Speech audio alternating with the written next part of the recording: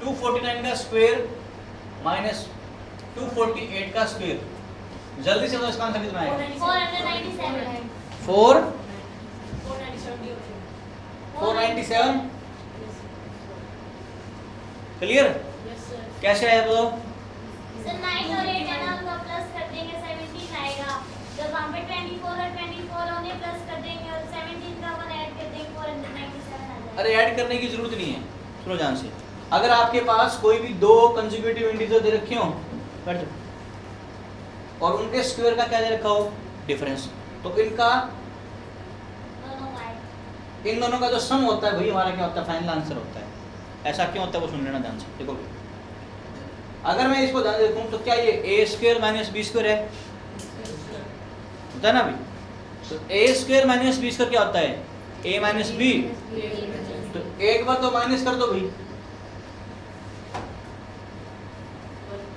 और एक बार क्या कर दो? तो ये तो कुल मिलाकर बेचारा 1 ही है। 1 इंटू में इन दोनों का सम कर दो, कितना आएगा? 490। तो यहाँ पर आपको इसको सोल्व नहीं करना भाई, क्योंकि जब इनका डिफरेंस ही कितने का है? 1 का है। तो जैसे हमने उस क्वेश्चन में कहा डिफरेंस अगर 1 का हो तो उसको हम उल्टा कर देते हैं। तो ऐसी प्रकार से अगर डिफरेंस इनके बीच में कितने का हो? 1 का हो, तो इसका आंसर क्या होगा? इन दोनों का सम कर दो बस। इन दोनों का क्या कर देंगे? सम कर दो और हमारे पास आंसर आ गया 497। हाँ डिफरेंस है ना, डिफरेंस यहाँ पर होना चाहिए कितने का भी? डिफरेंस होना चाहिए 1 का।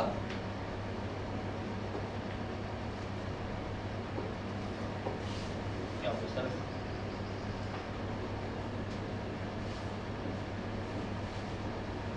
डिफरेंस होना चाहिए 1 का, अदरवाइज हमारा ये वर्क नहीं करेगा। डिफरेंस अगर मान लीजिए, अब इसको थोड़ा जनरलाइज कर दें आप इसको, देखो कैसे। अगर डिफरेंस 1 का है तो यही आंसर आ गया। अगर डिफरेंस बाय चांस 2 का होता तो डबल हो जाएगा, समझ गए ना? डिफरेंस 1 का है तो वही आंसर। डिफरेंस अगर 2 का है तो उसका डबल कर देंगे। डबल कब करेंगे? उनको प्लस करके डबल करेंगे, मतलब इनका प्लस करना है पहले और फिर उसका क्या कर देंगे? डबल। 3 का है तो प्लस करके 3 से क्या कर देंगे? मल्टीप्लाई कर देंगे। ठीक है ना भाई? ये हमने जनरलाइज कर लिया इसको।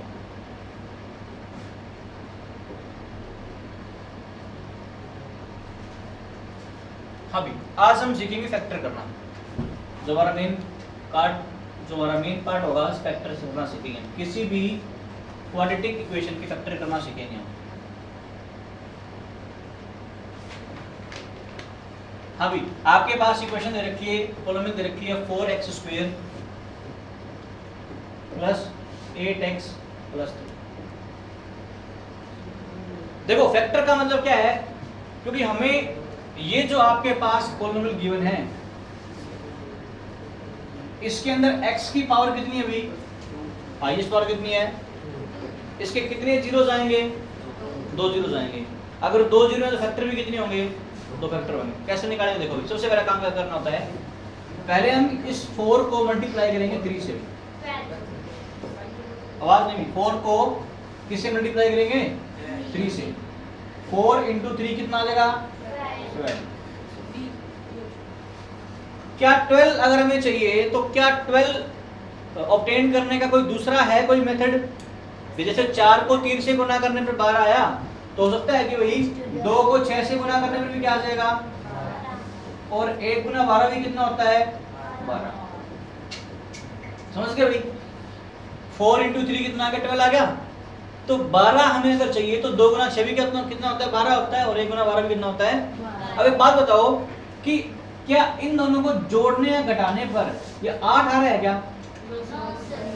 क्या इनको घटाने जोड़ने पर 8 आ रहा है क्या? क्या इनको जोड़ने पर 8 आ रहा है क्या? क्योंकि 2 और 6 को जोड़ने पर अगर 8 आ रहा है ना, तो यही हमारे क्या बन सकते हैं? फैक्टर के लिए काम आने वाली वैल्यूज हैं। कौन सी? 2 और 6। तो कैसे आएगा? देखो 4x²।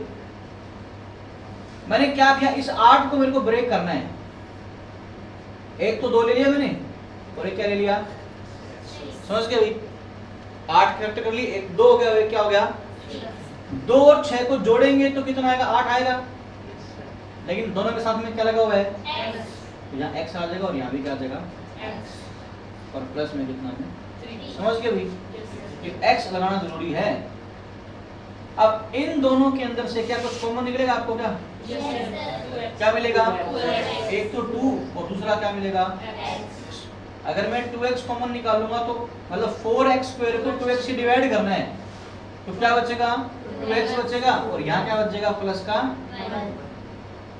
इन दोनों में से क्या कॉमन है अभी, 3 कॉमन है, अंदर क्या बचेगा, प्लस। अब सिंपल सी बात यह है कि जो फैक्टर यहाँ आएगा ना अभी, वही फैक्टर क्या आएगा, यहाँ आएगा, तब तो आपने सही किया है। अगर साइन चेंज आ रहा है या कुछ सेम नहीं आ रहा है, इसका मतलब आपका आंसर गलत है, आपने फैक्टरी गलत की है वो, समझ गए भाई। अगर यहाँ वाली वैल्यू और यहाँ वाली वैल्यू सेम आए ना, तब आपने सही फैक्टर किए हैं, अदरवाइज आपने फैक्टर गलत किए हैं, या आपने मल्टीप्लाई गलत कर दिया, या आपने जो डिफरेंस लेना है, सम करना है, वो गलत कर दिया है, ठीक है भाई। तो अब ये दोनों अगर कॉमन आ गए, फिर से अगर 2x + 1 को हम बाहर निकाल लें, दोनों में कॉमन वैल्यू है, तो यहाँ से कितना बच गया, 2x, और यहाँ से कितना आ जाएगा, 3। तो आपके पास ये क्या आ गए, पूछना कुछ भी किसी को। अब यहाँ से आपके पास फैक्टर आ गए अभी। अब एक बात बताओ, ऐसी वैल्यूज आपको कहाँ दिख रही है ऑप्शन में, 2x + 1 और 2x + 3, आपका ऑप्शन बी करेक्ट होगा। तो फैक्टर करने के लिए आपको क्या करना पड़ता है, अभी एक एग्जांपल और लेते हैं। जैसे मान लीजिए आपके पास गिवन है 2x² + 5x + 3,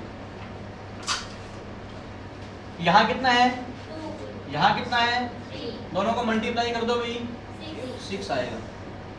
क्या इन दोनों को ऐड करने पर 5 आ जाएगा, बिल्कुल आ जाएगा। 2 और 3 को ऐड करने में कितना आ जाएगा, यानी कि इसके फैक्टर अगर मैं करना चाहूं तो मैं 2 और 3 कर सकता हूं, लेकिन दोनों के साथ क्या लगा हुआ है, लगा दो, प्लस करने पर आएगा। इन दोनों में से क्या कॉमन है अभी, 2 और x, अंदर क्या बचेगा, x, प्लस इन दोनों में क्या कॉमन है, 3, अंदर क्या बचेगा, देखो सेम आ गया दोनों वैल्यू, सही है बिल्कुल। तो x प्लस फैक्टर यहाँ से आ गया, और यहाँ से हमारे पास आएगा 2x प्लस में 3। ये आपके इस क्वाड्रेटिक इक्वेशन के क्या हो गए भाई, फैक्टर हो गए। और यही से हम क्या निकालते हैं, जीरोस निकालते हैं, ठीक है।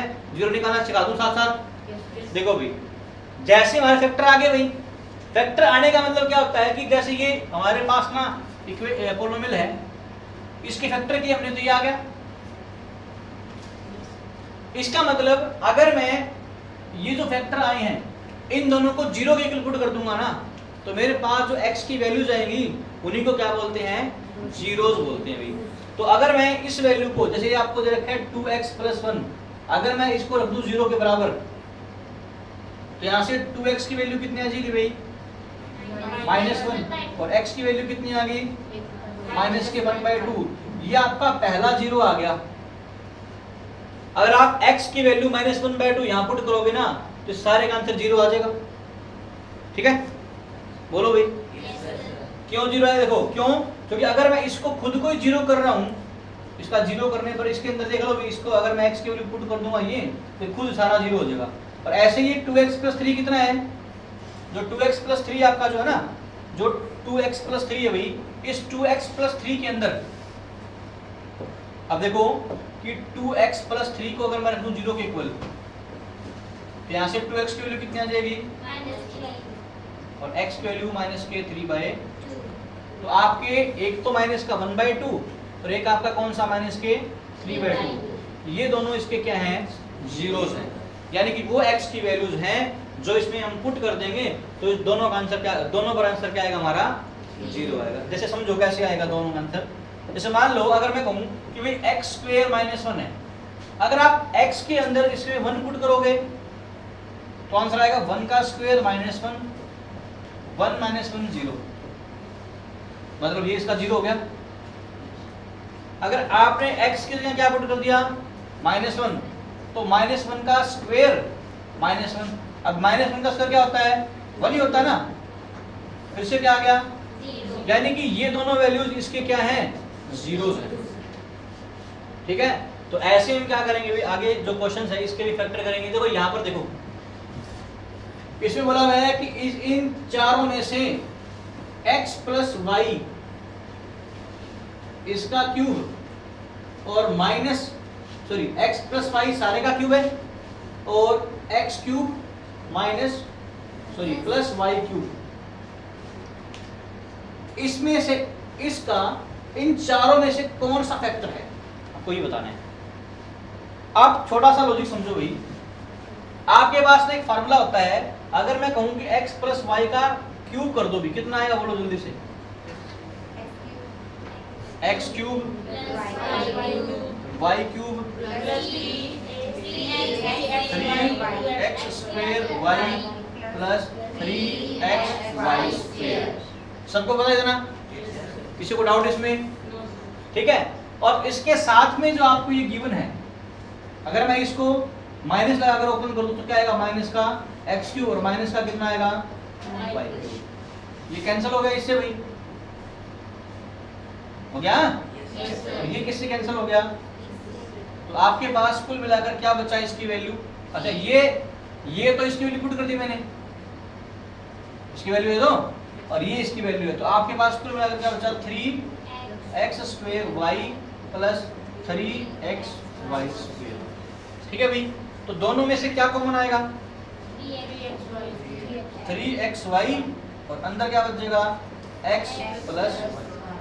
तो क्योंकि इस पूरी वैल्यू का जो आंसर है वही आ गया, तो अब देखो या तो हमारा फैक्टर x प्लस वाई होगा या कौन होगा, तो इसमें से कौन सा ऑप्शन आ रहा है 3x प्लस वाई कहीं आ रहा है क्या, नहीं आ रहा, तो आपका 3x प्लस वाई का क्या होगा, क्या फैक्टर होगा।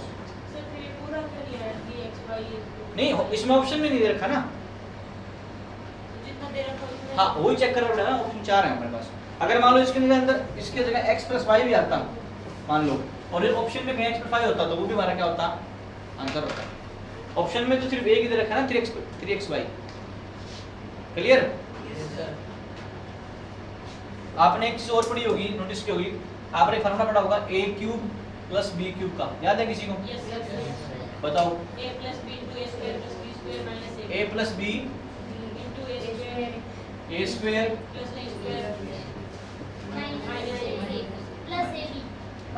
अगर यहाँ प्लस है तो वहाँ माइनस आएगा। ठीक है, ये चीज क्लियर ना। अच्छा अब ये चीज आप देखो, अगर हम बात करें x प्लस वाई का क्यूब, वहां से जो हमने आंसर निकाला वो कुछ अलग था। यहां से देखो, अगर मैं कहूं a cube plus b cube, तो यहां से हम क्या करेंगे, जब यहाँ प्लस है तो यहाँ क्या आएगा प्लस, और यहाँ पर क्या आएगा भाई माइनस, और अगर यहाँ पर इसकी जगह अगर क्या होता माइनस होता भी, क्या होता माइनस, तो यहाँ क्या आएगा माइनस, और अंदर क्या आ जाएगा फिर प्लस में क्या आ जाएगा, ये भी आ जाएगा। इसके ऊपर भी क्वेश्चन आएंगे भी। क्लियर? ये दोनों फॉर्मूले पता है ना आपको? हाँ भी, इसको पढ़ो, the coefficient of x in the expansion x plus 3 raise to power 3। Coefficient क्या होता है, किसके साथ वाला, वेरिएबल, जो वेरिएबल के साथ मल्टीप्लाई होता है उसको क्या बोलते हैं कोफिशिएंट। इसने किसका पूछा है, x का पूछा है अभी, तो पहले इसको एक्सपेंड करो, a cube plus b cube plus 3a square b plus 3a b square. तो x यहाँ पर नहीं है, यहाँ नहीं है, यहाँ नहीं है, x सिर्फ कहाँ है, तो 3 का स्क्वायर कितना हो गया 27x आएगा अभी, और x का कोफिशिएंट कितना है 27। ठीक है भाई, कर लोगे? अच्छा ये क्वेश्चन देखो, तुम्हारे लिए बहुत बढ़िया है क्वेश्चन ये। हाँ, x by y plus y by x की वैल्यू गिवन है आपको बेटा -1। क्लियर? ध्यान से समझना इसको, x बाय y और y बाय x की वैल्यू कितनी गिवन है, और आपसे पूछ रहा है कि बता दो भाई इसकी वैल्यू कितनी होगी, x cube minus y cube की वैल्यू पूछ रहा है आपसे। तो सबसे पहले काम करो, अब इसका एलसीएम ले लो। एक्स वाई का क्या हो जाएगा भाई, एलसीएम। अब अगर मैं इसको इससे डिवाइड कर दूंगा तो वाई से वाई क्या हो जाएगा, एक्स इंटू एक्स कितना आ जाएगा, प्लस इसको से डिवाइड करूँ कितना आएगा, तो ये कैंसिल होगा ना, कितना आ जाएगा, और इधर कितना आ गया, इसको उधर ले जाओ, समझ गए। तो देखो x square plus y square, इसकी वैल्यू आ जाएगी माइनस के एक्स वाई, इसको इधर ले आओ, x square plus y square plus x y, इसकी वैल्यू कितनी आ गई, 0। ये बहुत बढ़िया काम हो गया। बढ़िया कैसे हुआ, अभी देखो हमें किसका आंसर निकालना है, इसका फॉर्मूला बताओ, x minus y, x square plus y square plus x y, और ये सारी बीमारी तो 0 ही है ना भाई। तो अगर मैं x माइनस वाई को 0 से मल्टीप्लाई कर दूंगा तो मेरा आंसर कितना आएगा, 0। तो ऑप्शन सी इसका, समझ गए भाई। अगर यहां होता बाई चांस प्लस तो यहां गिवन होता प्लस, ठीक है भाई। क्योंकि उधर आकर वो क्या होता है, इस बार माइनस होता ना, तो फॉर्मूले हिसाब से यहाँ था प्लस और यहाँ क्या आता, तब ये क्या हो जाता, 0। फिर भी इसका आंसर क्या आता, 0।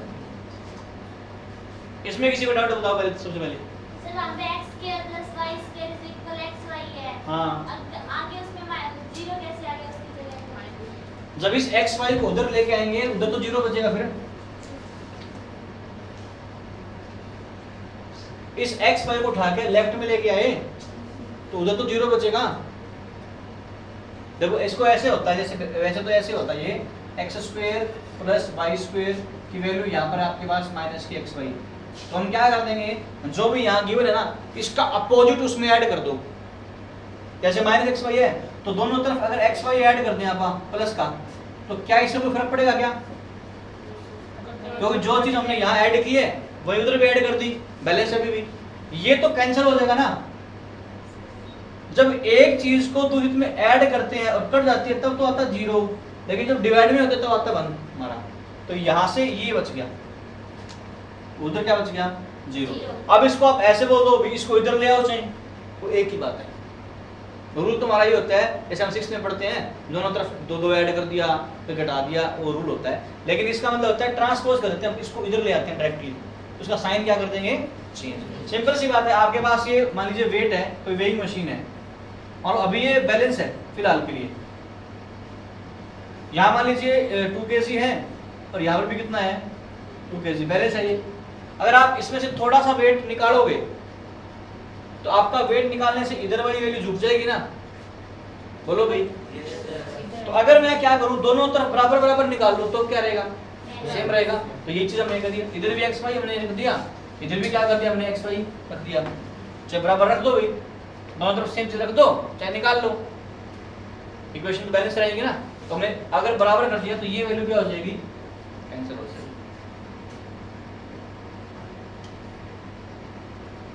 देखो भी यहाँ गिवन है 49 x² माइनस में b, और यहाँ गिवन है 7x प्लस 1/2, और यहाँ कितने अभी 7x माइनस 1/2। क्या आपको लग रहा है कि a प्लस b और a माइनस b है भाई? तो क्या बनेगा ये a², तो ये बन जाएगा 49x² और माइनस के 1/4। इसने पूछा है कि b की वैल्यू कितनी होगी, तो b की वैल्यू कितनी है अभी 1/4।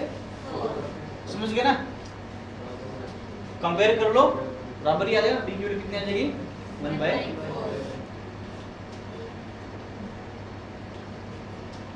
हाँ भाई एक रूल और आपके पास, क्या आपको a plus b plus c का क्यूब पता है? एक बार मौजूद होगी तो a plus b plus c is equal to 0 conditional identity ये आराम से बोल रहा हूँ समझ नहीं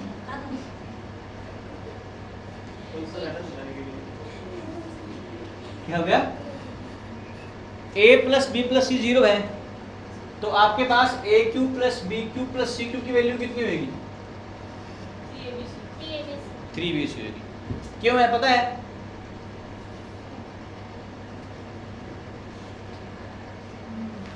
सुनो ध्यान से, इसको करते हैं आपका। देखो सबसे पहली चीज, a प्लस बी प्लस सी अगर 0 के इक्वल है भाई,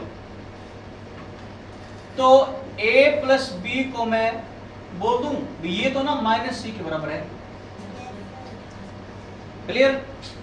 दोनों तरफ क्यूब कर दो, क्यूब ऑन बोथ साइड्स। क्या कर देंगे आपको? दोनों तरफ क्यूब कर दो, तो ये बन जाएगा a प्लस बी का क्यूब और ये बन जाएगा माइनस सी इसका क्यूब। इधर भी क्यूब कर दिया। ये तो आपको पता ही होगा क्यूब का फॉर्मूला दो, बताओ। a cube plus b cube plus 3 ऐसा ले दो इसको 3ab into a plus B, ये भी होता है ना, याद है ना ये। और इक्वल में माइनस सी का क्यूब करेंगे तो माइनस बाहर आ जाएगा ना, क्योंकि माइनस को 3 में मल्टीप्लाई किया हमने। अब एक काम करो, ये जो माइनस का सी क्यूब है उसको उठा के वही चीज लेफ्ट में लेके आओ, तो आपके पास आएगा a cube plus b cube plus में कितना आ जाएगा सी क्यूब, और प्लस में आपके पास है 3ab, और यहाँ से a प्लस बी की वैल्यू कितनी है वो यहाँ पुट कर दो इसके अंदर। ठीक है, तो ये वैल्यू कितनी होगी माइनस के, और इक्वल टू में क्या रह गया 0। तो a cube plus b cube plus c cube plus minus minus का 3abc इक्वल टू में क्या आ गया 0। इसको अगर राइट में शिफ्ट करूंगा तो मेरे को मिलेगा a cube plus b cube plus c cube equal to 3abc, और इसका ऑप्शन हमारा कौन सा हो जाएगा भाई? ये सी ऑप्शन हो जाएगा। ये एक रिजल्ट है हमारा। अदरवाइज इसका एक लंबा आंसर होता है, पता होगा आपको। इसका बड़ा आंसर होता है क्या a plus b plus c का होल क्यूब। इसके तो याद है आइडेंटिटी वो, हाँ बोलो फटाफट। इसका क्यूब करना है, बोलो क्या होता है? a plus b plus c तो आ जाएगा यहाँ पर बाहर। ये a cube plus b cube plus c cube है, a plus b plus c का क्यूब है।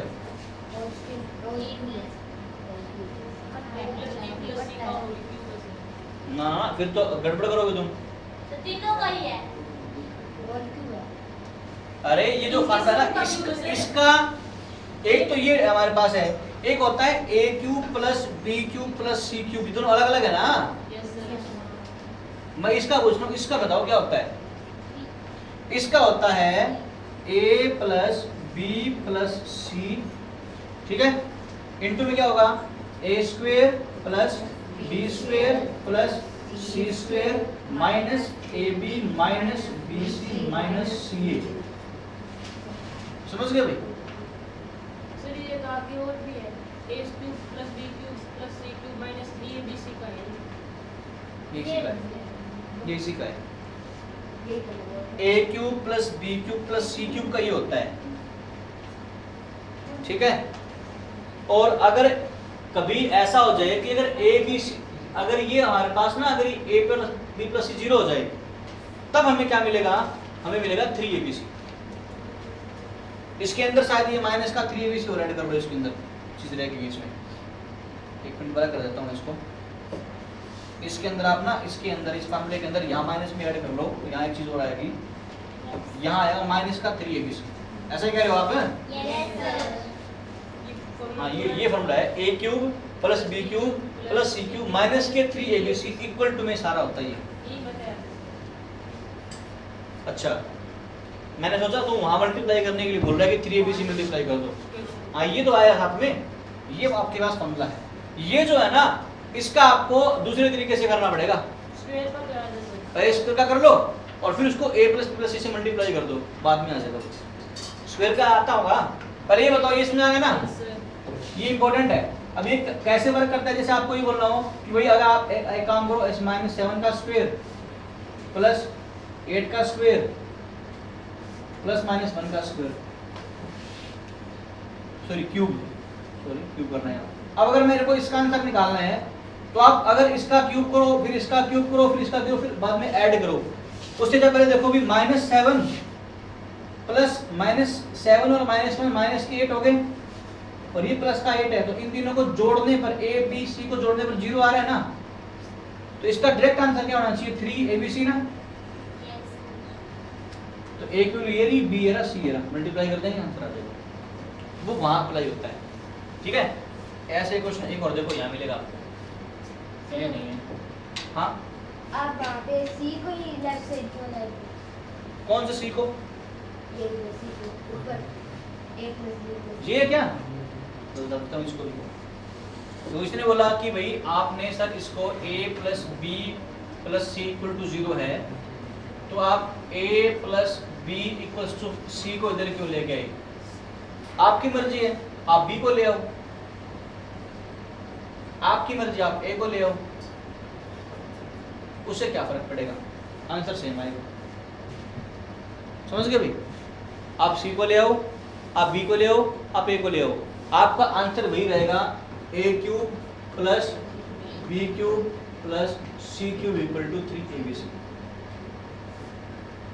समझ गए ना, आप चाहे C को इधर ले आओ, चाहे A को ले आओ, चाहे B को, उससे कोई फर्क नहीं पड़ता, क्योंकि आइडेंटिटी बनानी अपने को। तो अपने को देखो, इधर अगर मान लो माइनस का ये आएगा, माइनस का क्यों, उधर जाकर देखो प्लस का ही होना है।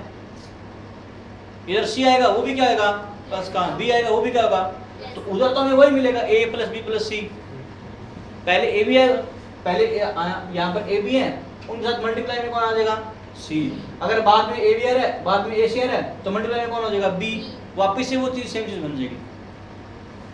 देखो आइडेंटिटी जब भी बनती है ना, तो वो वैलिड होती है सभी के लिए।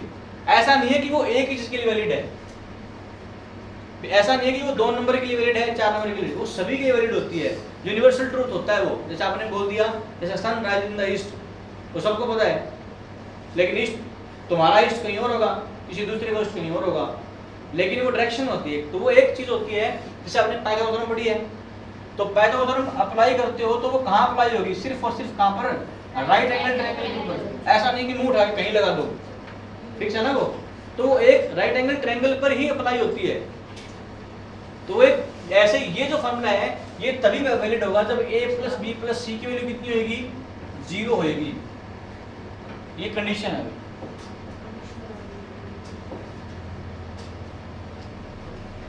ये तो आप सिंपलीफाई कर लोगे, ये भी कर लोगे आप।